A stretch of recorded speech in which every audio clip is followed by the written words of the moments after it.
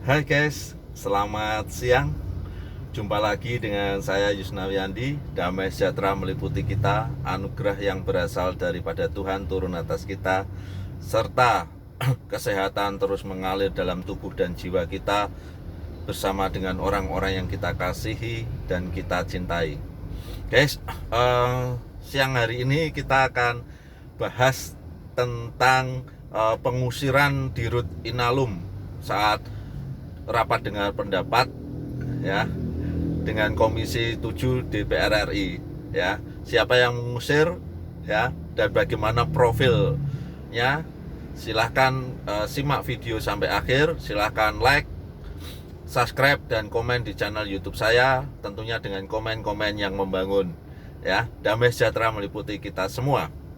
Guys, seperti yang kita ketahui bahwa Muhammad Natsir, anggota Komisi 7 DPR RI dari fraksi Demokrat, itu ketika RDP ya, rapat dengar pendapat dengan PT Indonesia Asahan Aluminium Persero ya. Ini dengan direktur utamanya yaitu Oryas Petrus Murdak ya, pada tanggal 30 Juni ya. Nah, cekcok panas ini bermula ketika Muhammad Natsir ini menanyakan soal hutang yang dilakukan Inalum untuk mengakuisisi saham PT Freeport Indonesia ya. Kata Natsir bahwa utang Inalum selama 30 tahun itu terlalu panjang dan bisa merugikan perusahaan-perusahaan yang berada di bawah Inalum ya. Jadi begini katanya, jadi sampai 30 tahun kalau perusahaan lancar baru selesai. Kalau kita mati tak selesai nih barang nanti. Ganti dirut lain, lagi-lagi polanya, ucap Natsir dengan nada tinggi. Ya. Ini rapat ini mulai memanas ketika ia meminta Oryas untuk meninggalkan ruangan ya, sebab tidak membawa data yang diminta. Ya. Makanya saya minta data detailnya mana. Kalau Bapak sekali lagi gini, saya suruh Bapak keluar ruangan ini ya. Oryas bukannya diam ya, tapi malah mengamini ya. Kalau Bapak suruh keluar, izin pimpinan, saya keluar, kata Oryas ya.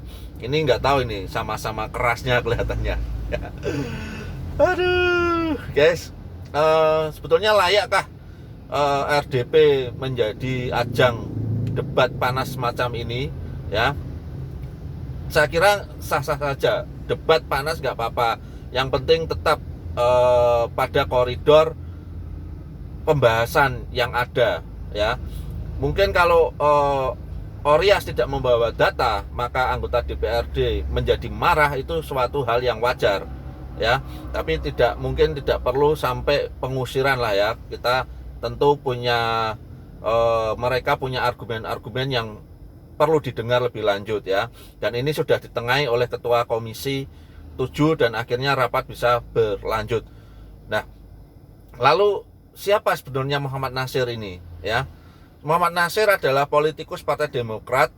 Dia melenggang ke Senayan dari Dapil Rio 2, yaitu dari Kabupaten Kampar, Indragiri Hilir, Indragiri Hulu, Kuantan, Singingi ya, dan Pelalawan ya. Membidangi sektor energi dan sumber daya mineral, riset dan teknologi, serta lingkungan hidup ya. Jadi ini politisi Partai Demokrat. Saya kira apa yang dilakukan Muhammad Natsir ada benarnya juga, kalau memang Dirut Oryas ini tidak membawa data ya. Perdebatan dalam suatu RDP itu adalah suatu yang wajar, karena anggota dewan memang tujuannya untuk mencari kebenaran material yang akan disampaikan kepada rakyat ya.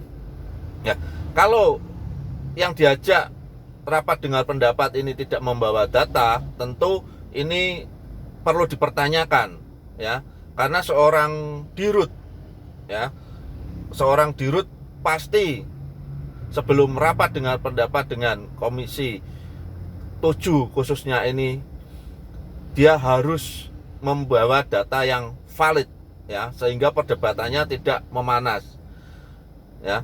Tentu siapa yang salah, siapa yang benar kita tidak bisa menghakimi ya. Hanya ketika Muhammad Nasir menanyakan data dan Oryas tidak bisa menunjukkan data, itu salah ya, pasti salah ya, karena tidak benar ya. Ketika RDP dengan rapat siapapun ya, ketika kita ya menjadi punya lobby-lobby terhadap perusahaan yang lain, misalkan kita mau kerjasama, tapi kita tidak punya data, tentu orang juga akan menjadi ragu-ragu apakah perusahaan kita qualified atau tidak ya.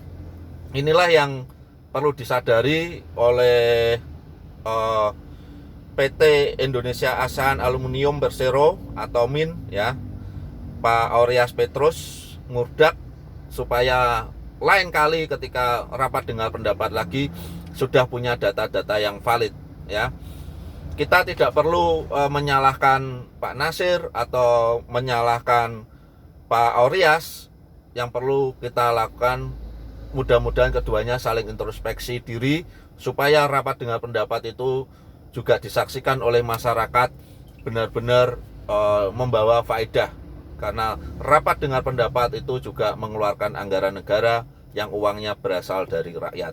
Terima kasih guys, damai sejahtera meliputi kita semua. Semoga kita selalu berpikir cerdas, kita berpikir cerdik, dan kita berpikir selalu positif ya, agar energi positif kita mengalir dalam tubuh dan jiwa kita. Salam sejahtera meliputi kita semua. Amin.